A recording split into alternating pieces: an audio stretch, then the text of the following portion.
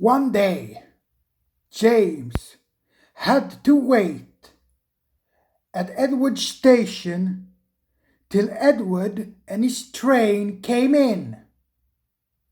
This made him cross.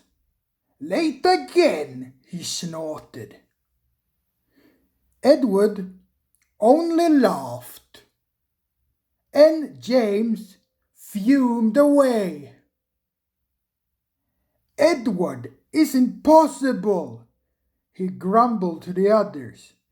"He clanks like a lot of old iron, and he is so slow he makes us wait."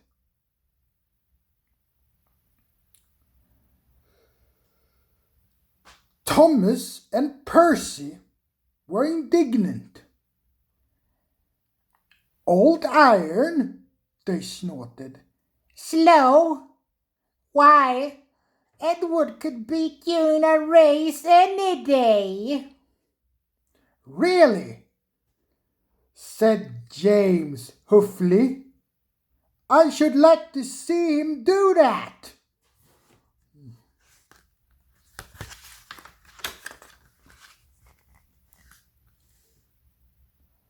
One day, James Driver did not feel well when he came to work.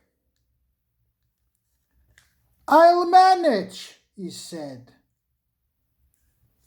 But when they reached the top of Gordon's Hill, he could hardly stand. The fireman drove the train to the next station. He spoke to the signalman and put the trucks in the sidings. He uncoupled James, ready for shunting. Then he helped the driver over to the station and asked them to look after him and find a relief.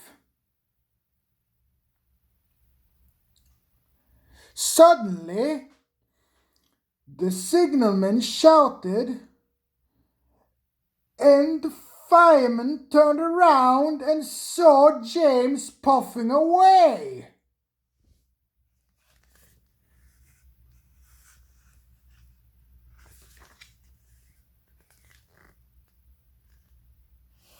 He ran as hard as he could, but he could not catch James.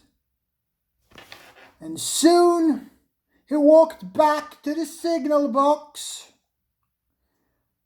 The signalman was busy.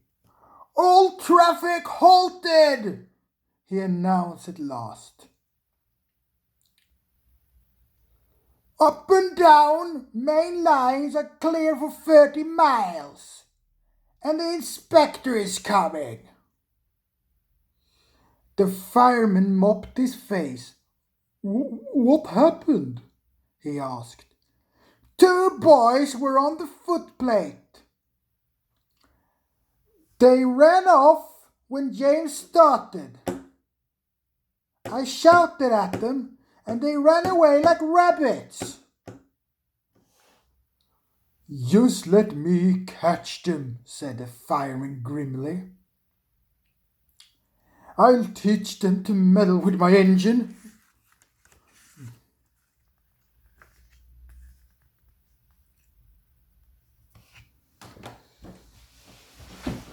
Both men jumped as the telephone rang. "Yes," answered the signalman. "He's here. Right, I'll tell him." "The inspector's coming at once in Edward. He wants a shunter's pole and a coil of wire rope." What for?" wondered the fireman. "Search me, but you better get them quickly." The fireman was ready and waiting when Edward arrived. The inspector saw the pole and the rope. "Good man," he said. "Jump in. We'll catch him, puffed Edward. crossing up the line in pursuit.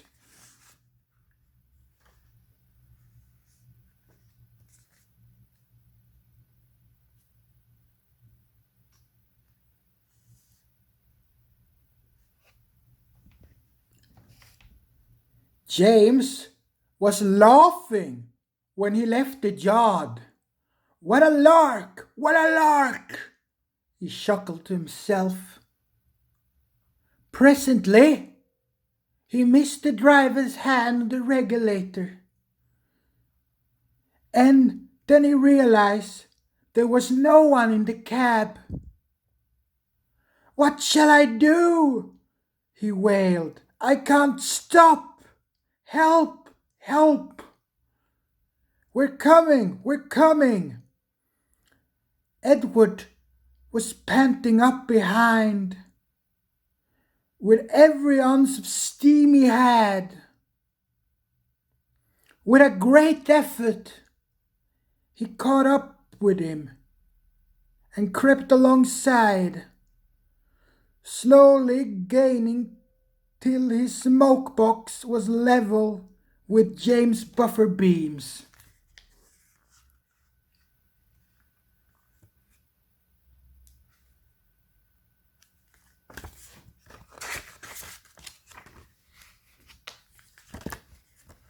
Steady, Edward! The inspector stood on Edward's front, holding a noose of rope in the crook of the shunter's pole. He was trying to slip it over James's buffers. The engine swayed and lurched. He tried again and again. More than once he nearly fell, but just saved himself. At last, got him! He shouted.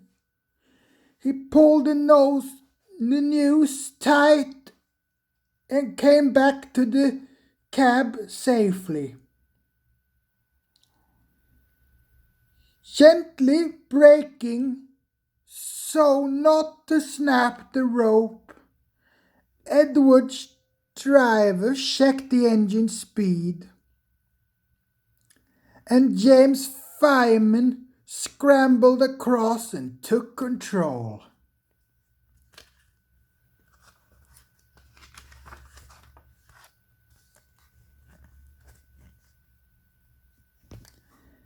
The engines puffed back, side by side. So the old iron caught you after all, chuckled Edward. I'm sorry, whispered James. Thank you for saving me. That's all right. You're splendid, Edward. The fat controller was waiting at the station and was thanking the men warmly. A fine piece of work, he said. James, you can rest and then take your train. I'm proud of you, Edward. You shall go to the works and have your worn parts mended. Oh, thank you, sir, said Edward happily. It will be lovely not to clank.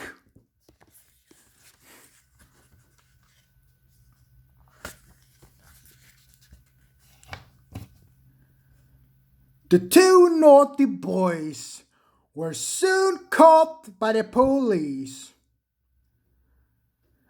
and their fathers walloped them soundly. They were also forbidden to watch trains till they could be trusted again.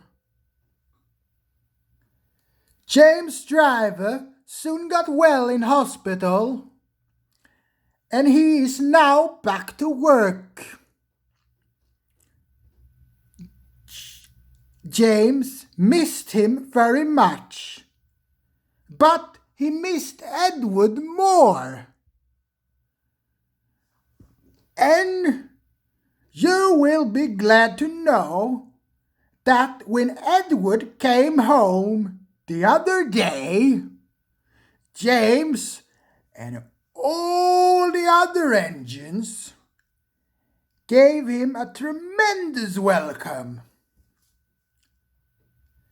The Fat Controller thinks he will be deaf for weeks.